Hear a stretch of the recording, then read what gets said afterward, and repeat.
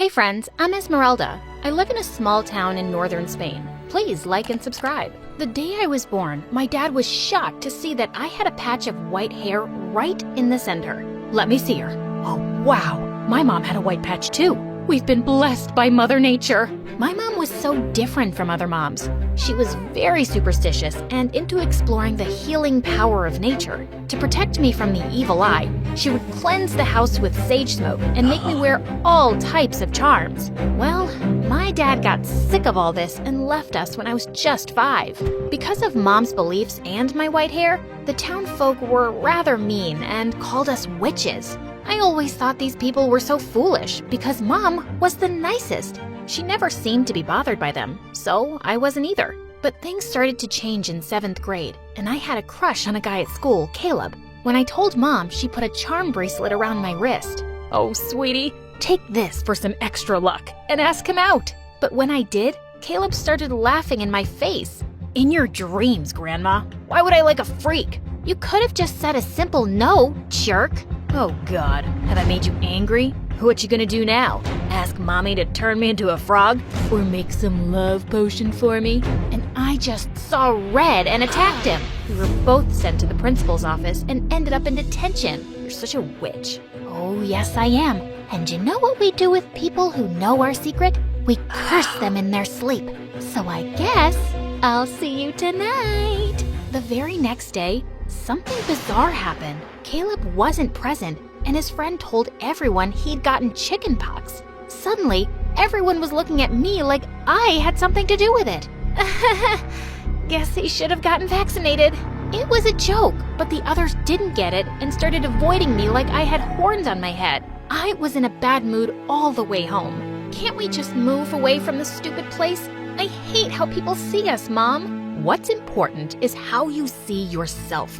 We don't run away from our problems, love. Easy for you to say. You don't have to go to school. I stomped out of the car as soon as we got home, when suddenly a ball of snow hit me in the head. It was Mom, and she was grinning at me. Before I knew it, we'd gotten into a snowball fight, and we were lying in a heap laughing. Say it. You know you want to. Come on. Okay. You're the best mom ever. I could never be mad at Mom for too long, but soon I started losing the few friends I had because of Mom. She would either make them stupid charms or would do tarot card readings for them, and their parents really had a problem with that. Once at a parent-teacher meeting, Mom walked into the classroom and climbed onto the teacher's desk.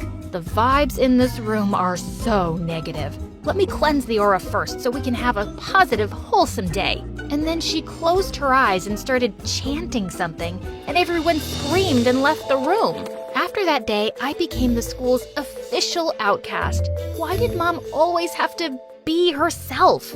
I decided that things would be different in high school. I told Mom she didn't have to pick and drop me off anymore because I'd be taking the bus. I just wanted her to stay away from my school as much as possible. When I walked into the hallway on my first day, I heard some noise, and I saw a girl dressed as a goth holding Caleb by his collar. Don't mess with me, punk. You think you're really cool for making fun of me, huh? I'll make you scream for your mommy. When she let him go, I couldn't stop myself from clapping, and everyone stared at me. What? That was pretty awesome. Finally, someone showed him his place. I guess she's a witch just like you. Did you both go to the same summer camp for witches? Hey, shh. Do you hear that? It's the sound of me not caring about what you say. Seeing everyone laugh, Caleb looked like a ripe tomato. I'll get back at you both. And he stormed off. What a jerk. Yep, I can't believe I had a crush on him once. By the way, I'm Esmeralda. I'm Aria, and I love your hair, girl. You look like a rock star. OMG. It was the first time someone had complimented my hair, and I freaking loved it.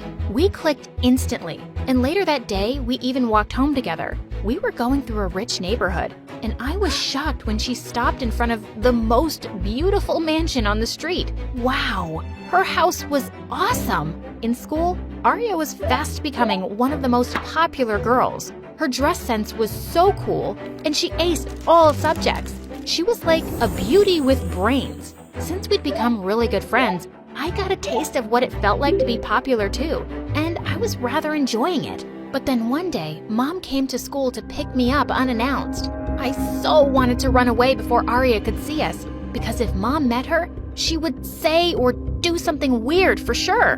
But it wasn't my lucky day. Arya spotted us and came over, and the two started talking. And then Mom offered her a palm reading. Mom, can we please go? I don't think Arya is into that kind of stuff. No, I'm really curious. Your mom sounds awesome, and I'd love to know. Mom looked at her hand and then spoke. Yes, I see you have a tough life, but I also see something really positive here. Sweetheart, even with all the hardships, you'll make it big one day. Just trust that, okay? Arya was practically living in a mansion. Mom had it so wrong. Gosh, Mom, enough of this, please. No, it's fine. That was really nice. Thank you. Mom offered Arya a ride home, and when we stopped outside her house, Mom said, "Oh, this is where you live? I've come here several times because your mom buys my candles. She never mentioned she had kids, though." I guess she isn't so proud of me. Thanks for the ride. I gotta go. And before Mom could say anything else, Arya walked off and went inside. I wasn't quite sure what she meant by that, but I realized that she hardly ever talked about her parents. After that day, Arya and I grew closer, and she started coming over to my place for sleepovers too. She actually enjoyed Mom's company, and I finally had a friend who didn't find my mom weird. Things were going good, but my happiness was short-lived because just a few days later, I was performing a recital at school, and Mom burst into the auditorium looking panicked. "Esmeralda, you left the house without being blessed." Oh no. And then Mom lit a roll of sage and jumped onto the stage, circling around me with smoke. That set off the smoke detectors, and we had fire alarms blaring and sprinklers going off everywhere. There was chaos in the entire school. Everyone was screaming and running. It was a wet mess, all because of Mom. Well, that was just a false alarm. Sorry, folks. Mom, are you completely crazy? You ruined everything. Everybody is staring at us now, and I'll be the butt of everyone's joke. Honey, aren't you overreacting a little? No one will even remember this incident by tomorrow. I'm overreacting? Gosh, Mom, you really don't get it. You do weird things and it puts people off, and no one here forgets. We'll just be hearing about this till the end of high school. Sometimes I wish you'd just be more normal. I regretted my words as soon as I saw the hurt look on her face, but I was too mad to apologize. And it was true. I'd had enough. When I went to school after the weekend, I could feel people looking at me. And then Caleb popped out of nowhere. Wow, amazing that you can show your face after the stunt your psycho mom pulled off. But before I could say anything, somebody leapt forward and pushed him hard. Arya, buzz off, jerk, and don't talk about her mom like that. She is 10 times the person you'll ever be.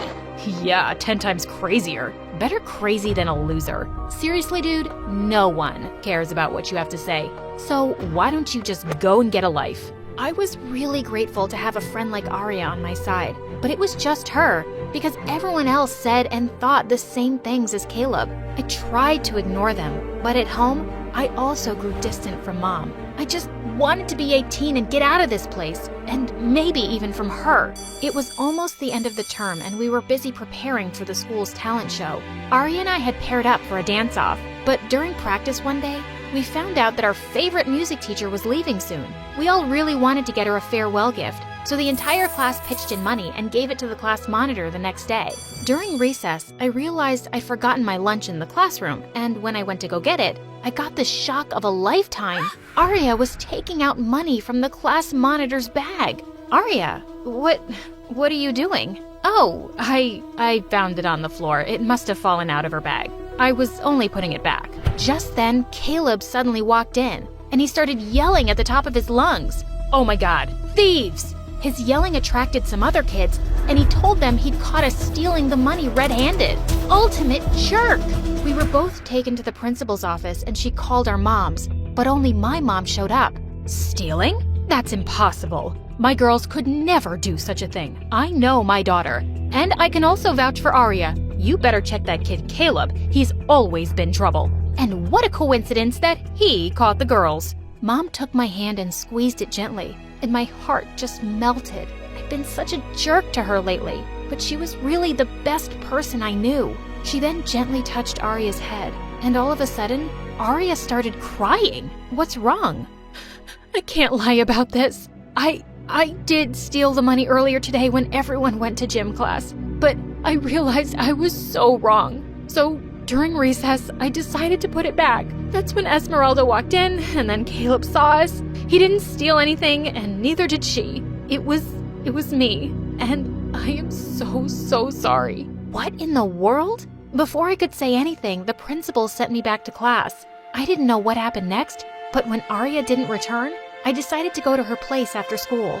But the lady there said Aria wasn't her daughter. She said Aria only came sometimes to mow the lawn. What? Luckily, the lady knew Aria's actual address and gave it to me. And when I got there, I found her sitting on the stairs. What are you doing here? What are you doing here? Is this where you live? Gosh, who are you, Aria? And why have you been lying to me all along about living in that mansion? I never said that was my place. I just said I'll stop here. Esmeralda, even this isn't my home. I don't have a home. I'm a foster kid. But why didn't you tell me? And you always wear nice clothes and shoes. How did you manage? If you're thinking I steal regularly, I don't. I work part-time and I shop at thrift stores. And I only took the money this time to buy a costume for the talent show. It was wrong and so stupid. And I never told you about me because I didn't want to be pitied. I just wanted to fit in. I'm sorry. I sat next to Aria and hugged her, and I told her I loved her no matter what. If it wasn't for your mom, Esmeralda, I would have been expelled today. What?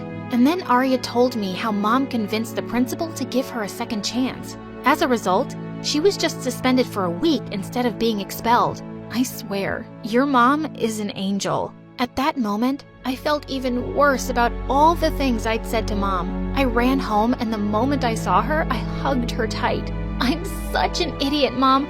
I'm so sorry I was so awful to you. You know I love you, right?